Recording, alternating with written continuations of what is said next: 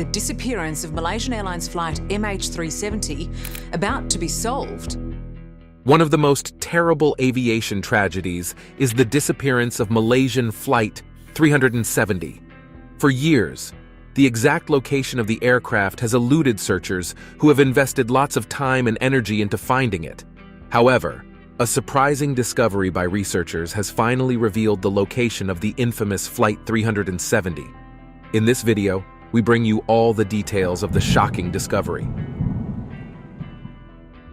For many people, the incident of the disappearance of the flight MH370 is a mystery, as the aircraft seemed to not leave a trail like it disappeared into thin air.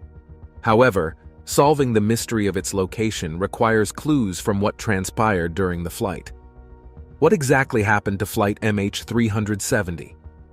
Malaysia Airlines Flight MH370, a Boeing 777-200ER, took off from Kuala Lumpur International Airport on March 8, 2014, destined for Beijing Capital International Airport.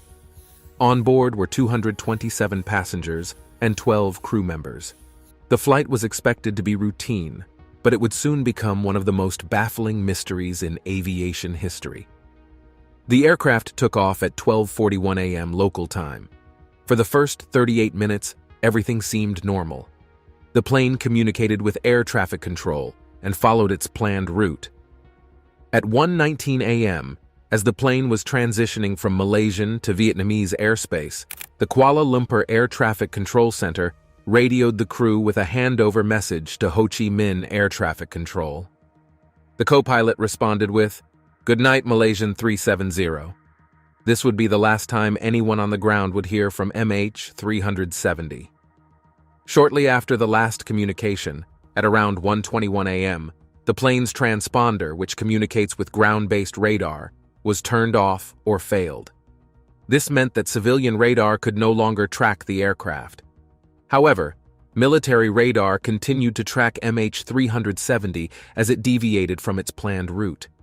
Instead of heading north to Beijing, it turned westward, over the Malay Peninsula.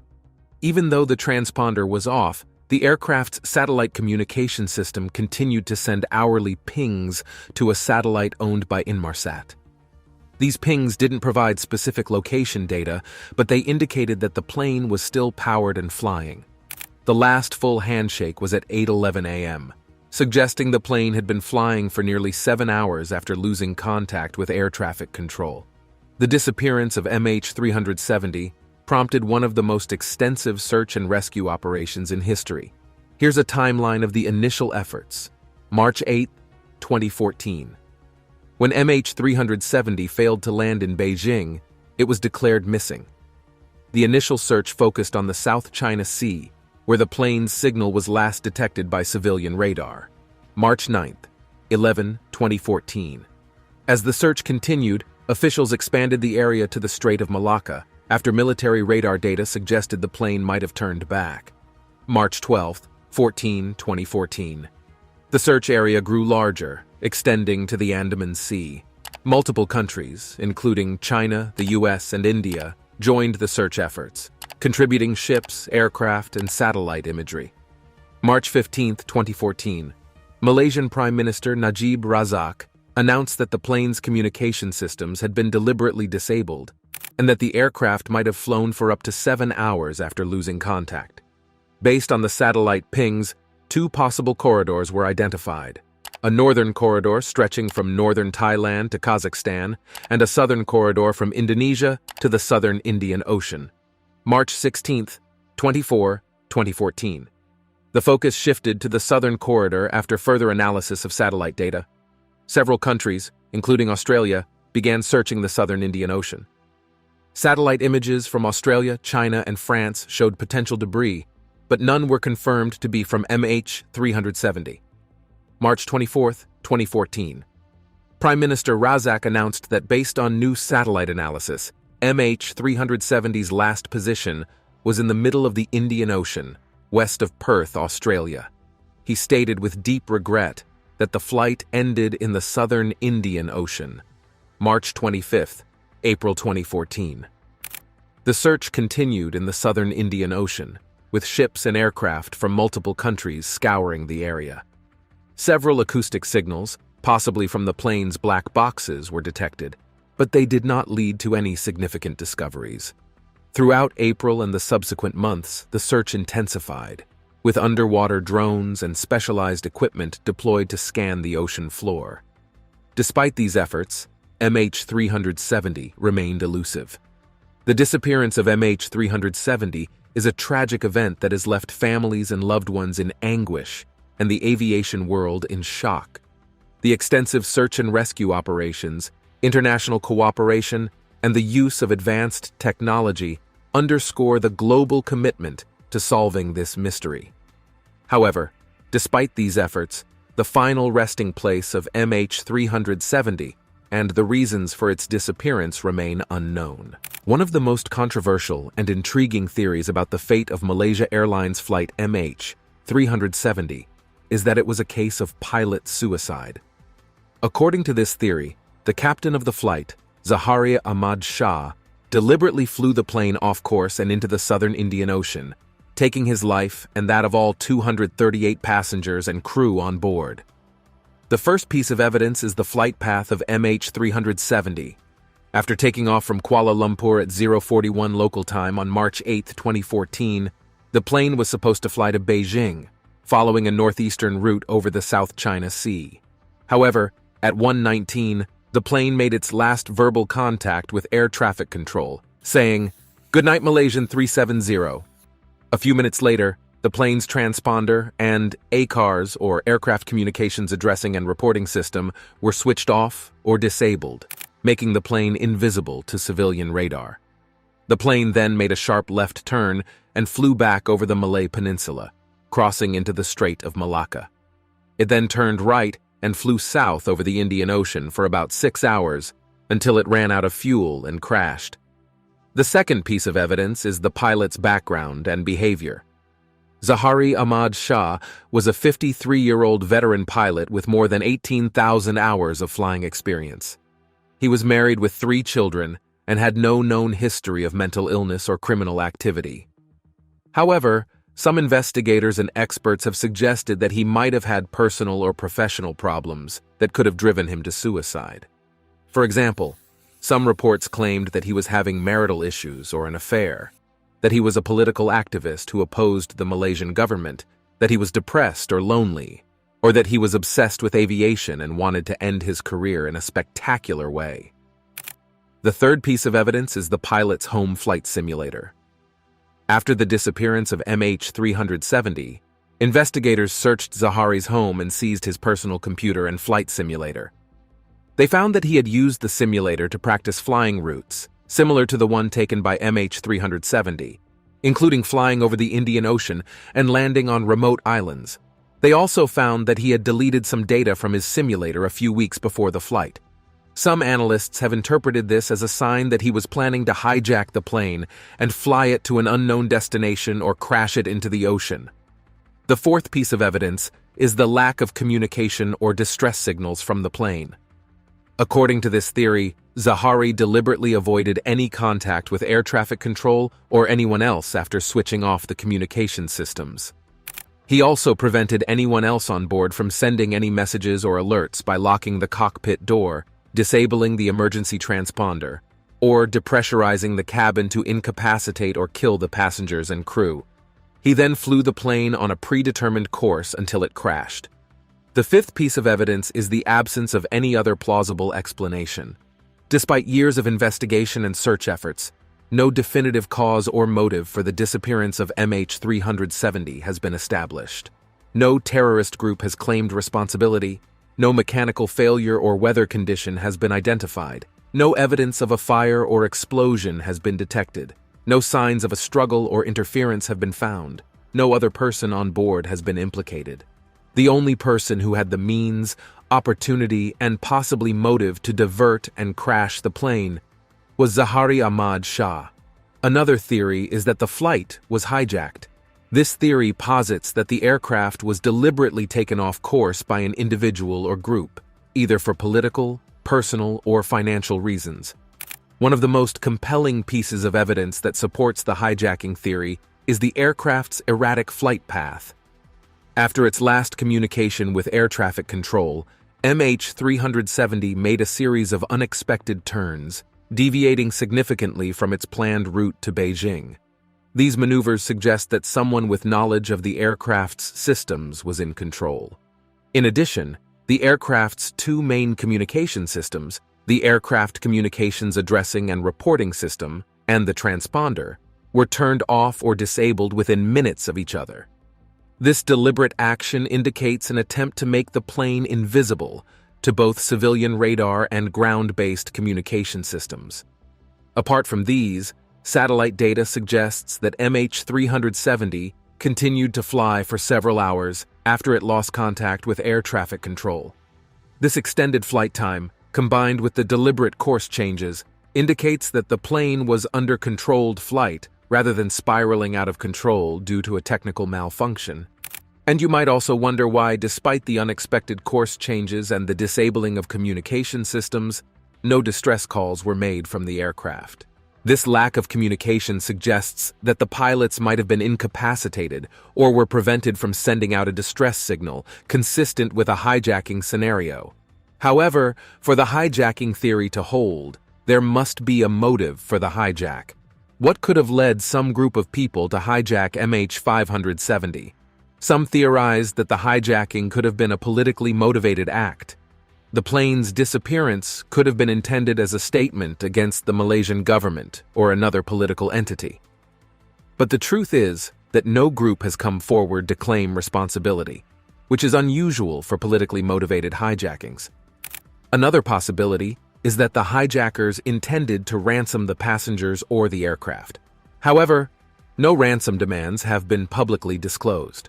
Additionally, the idea of hijacking a plane for its potential scrap value has been discussed, although the logistics of secretly landing and dismantling such a large aircraft make this scenario less likely. It's also possible that an individual with a personal grievance or agenda was responsible for the hijacking. This could range from a disgruntled employee seeking revenge to someone with a personal vendetta against a passenger or the airline. Some experts, however, have drawn parallels with the 9/11 attacks, making them conclude that MH370 was hijacked with the intention of using it in a subsequent terror attack. The plane, loaded with fuel, could have been used as a weapon. However, no such attack has occurred, and no group has claimed responsibility. There is another theory that is even more shocking. MH370 was accidentally shot down. How could MH370 have been shot down? At the time of MH370's disappearance, several countries were conducting military exercises in the South China Sea and the Indian Ocean. It's conceivable that the aircraft could have been misidentified as a potential threat. Military exercises often involve live fire drills, and there have been past instances where civilian aircraft were mistakenly targeted during such operations. For instance, in 1988, the U.S. Navy accidentally shot down Iran Air Flight 655, mistaking it for a hostile jet. If MH370 had inadvertently flown into a live-fire exercise, it could have been targeted. Also, the erratic flight path of MH370, as reconstructed from available data, suggests that the plane might have been trying to evade something or was under external control. After its last communication with air traffic control, the aircraft made a series of turns and flew back across the Malay Peninsula. This change in direction could be interpreted as an evasive maneuver. Additionally, the fact that the plane's transponder was turned off just as it entered Vietnamese airspace could indicate an attempt to go dark and avoid detection, possibly after being alerted to or perceiving a threat. The regions over which MH370 flew are heavily monitored by military radar systems. If the plane had been shot down, it's likely that one or more governments detected the event but chose not to disclose it, either to avoid diplomatic incidents or to cover up a tragic mistake. The reluctance of certain nations to share radar data in the immediate aftermath of the disappearance could be seen as an attempt to hide evidence. Now, one of the most puzzling aspects of the MH370 mystery is the scarcity of wreckage found. While some debris confirmed to be from the plane has washed ashore on islands in the Indian Ocean, The main wreckage site has never been located. If the plane was shot down, especially by a missile designed to destroy aircraft, it would have broken into numerous pieces, scattering debris over a wide area. This scattering could make it more challenging to locate the main crash site, especially if it's underwater. Over the years, several individuals have come forward claiming to have inside information or evidence supporting the shoot-down theory. While many of these claims lack verifiable evidence and should be taken with a grain of skepticism, they add to the narrative that the plane's disappearance was not due to a simple accident or pilot action. One can also consider the Southern Arc theory, based on satellite handshakes with the plane, which suggests that MH370 ended its flight in the southern Indian Ocean. Some proponents of the shoot-down theory argue that this data could have been misinterpreted or even tampered with to divert attention from the real crash site. Besides the aforementioned Iran Air Flight 655, there have been other instances where civilian planes were shot down, either accidentally or deliberately. The most notable is Korean Air Flight 007, which was shot down by the Soviet Union in 1983 after it strayed into prohibited airspace. These incidents highlight the fact that such tragedies, while rare, are within the realm of possibility. Another theory, however, that is more practical is that the cargo of dangerous goods within the belly of the aircraft proved to be its doom. The cargo included lithium-ion batteries, which exploded and caused the plane to experience a mechanical problem. This theory is grounded in several compelling arguments. Lithium-ion batteries, commonly used in electronic devices such as smartphones, laptops, and cameras, are known to be volatile under certain conditions. If these batteries are damaged, short-circuited, overcharged, or exposed to high temperatures, they can catch fire or even explode.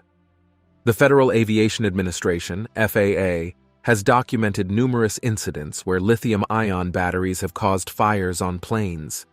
Given that MH370 was carrying a significant shipment of these batteries, it's plausible that a malfunction or damage to one or more of these batteries could have initiated a fire.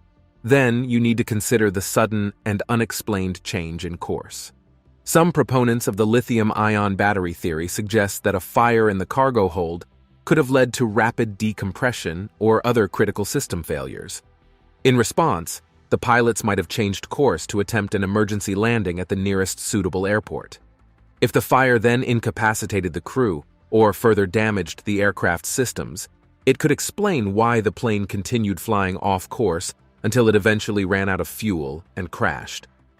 There could also have been a breakdown in communication. If a fire broke out on board, it could have quickly damaged the aircraft's communication systems, explaining why there was no distress call from the pilots. The rapid progression of a fire, especially one fueled by lithium-ion batteries, could have overwhelmed the crew before they had a chance to communicate the emergency to air traffic control. There have been several documented incidents where lithium-ion batteries have caused or been suspected of causing fires on aircraft. For instance, in 2010, a UPS cargo plane crashed in Dubai after a fire broke out on board. The investigation revealed that the plane was carrying a large shipment of lithium-ion batteries, which was believed to have played a role in the fire. Similarly, the Boeing 787 Dreamliner faced grounding orders in 2013 due to concerns about its lithium-ion battery system after several incidents of fires.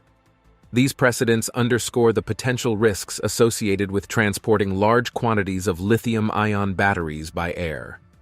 The official report on MH370's disappearance, released by the Malaysian government, acknowledged the presence of lithium-ion batteries in the plane's cargo. While the report did not conclusively state that the batteries caused a fire, it did not rule out the possibility. The acknowledgement of the batteries' presence and the known risks they pose lends some credence to this theory. However, there were initial contradictions regarding the shipment of lithium-ion batteries on MH370. Malaysia Airlines initially claimed that the batteries were not on the cargo manifest, but later investigations revealed that over 200 kilograms of batteries were indeed on board. This discrepancy has led some to believe that the potential dangers of the battery shipment might have been downplayed or overlooked. One of the arguments against other theories, such as a mid-air explosion, is the lack of widespread debris. A fire caused by lithium-ion batteries could have incapacitated the plane's systems and crew, leading the plane to fly on autopilot until it ran out of fuel and made a relatively intact water landing. This could explain the scarcity of debris found in the initial days after the plane's disappearance. A team of researchers from the University of Western Australia UWA joined the search for the crash site of MH370. The team has used reverse drift modeling and a new aircraft tracking technology to analyze the debris and the signals from the plane. Reverse drift modeling is a technique that uses ocean currents, winds, and waves to simulate the movement of floating objects in the water. The team has applied this technique to 22 pieces of debris that have been confirmed or are highly likely to be from MH370. These include a flaperon, a wing part, and a cabin interior panel. The team has also used satellite data and drift analysis from other sources to validate their results. The team has published 2 studies on their findings. The first one was in 2017 and predicted the resting place of MH370 at longitude 96.5 E and latitude 32.5 S with a 40 km or 25-mile radius. This location is at the northern end of the search area that was searched by the official search operation until it was called off in January 2017. The second study was in 2021 and used a new aircraft tracking technology called Weak Signal Propagation Reporter, WSPR, to detect and track MH370. WSPR is a system that uses low-power radio signals to communicate with other stations around the world. The team found that MH370 had a WSPR transmitter on board that was sending signals every hour until it ran out of fuel. The team used these signals to reconstruct the flight path of MH370 and found 67 positions for MH370 over the 6 hours 27 minutes of flight from the plane's last known radar position. The team also claimed that the prime location of the crash site was 29, 128 degree S99, 934 degree E, which is 842 nautical miles or 1,560 kilometers from Perth. The results of the second study aligned with the previous analyses by Boeing, Inmarsat, and the drift analysis by UWA of the MH370 floating debris. The team also suggested that the WSPR technology could be used to track other aircraft in remote areas and prevent future disappearances. The studies by UWA have contributed to the ongoing efforts to solve the mystery of MH370 and provide closure to the families and friends of the victims. The studies have also demonstrated the power and potential of reverse drift modeling and WSPR technology for oceanographic and aviation applications. There is, however, a new report on the research conducted by Richard Jeffrey, which corroborates the findings by the UWA. Richard Jeffrey is a British aeronautical engineer who has been working on the mystery of MH370. He has used a novel method of tracking the aircraft's flight path and impact location based on a combination of satellite, radar, oceanographic, and radio data. His research has been published in a 232-page report, along with academics Hannes Coetzee and Professor Simon Maskell. Jeffrey's method relies on a technology called WSPR-Net, which stands for Weak Signal Propagation Reporter Network. This is a global network of amateur radio operators who transmit and receive low-power signals that can travel long distances. These signals are affected by the presence of aircraft, which reflect or scatter them in different directions. By analyzing the changes in signal strength and direction, Jeffrey was able to detect and track MH370 as it flew over the Indian Ocean. Jeffrey also used data from Inmarsat, the satellite company that received hourly pings from MH370's satellite communication system. These pings did not provide precise location information, but they indicated the distance and angle between the plane and the satellite. By combining these data with Boeing's performance data and oceanographic drift data, Jeffrey was able to narrow down the possible flight paths and impact locations of MH370. Jeffrey's analysis revealed that MH370 flew for nearly 7 hours after losing contact with air traffic control, covering a distance of about 5,000 kilometers. It flew westward over the Malay Peninsula, then turned southward over the Indian Ocean. It followed a curved trajectory that was influenced by the wind and the Earth's rotation. It crashed into the ocean at 0:26 on March 8, 2014, at a location of 30.57 degrees south and 98.75 degrees east. This is about 2,000 kilometers west of Perth, Australia, and about 1,000 kilometers north of the previous search area. Jeffrey's research has been hailed as a groundbreaking development in the search for MH370.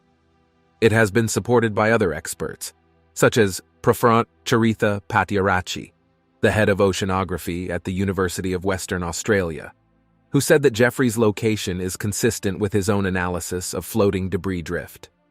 Jeffrey's research has also been welcomed by the families of MH370 victims, who have been seeking closure and answers for more than 7 years. Jeffrey hopes that his research will lead to a new search for MH370, using underwater drones and specialized equipment to scan the ocean floor. He believes that finding MH370 is not only important for the families and loved ones of those on board, but also for the aviation industry and the flying public. He said, "We need to know what happened with MH370 and how we prevent that in the future."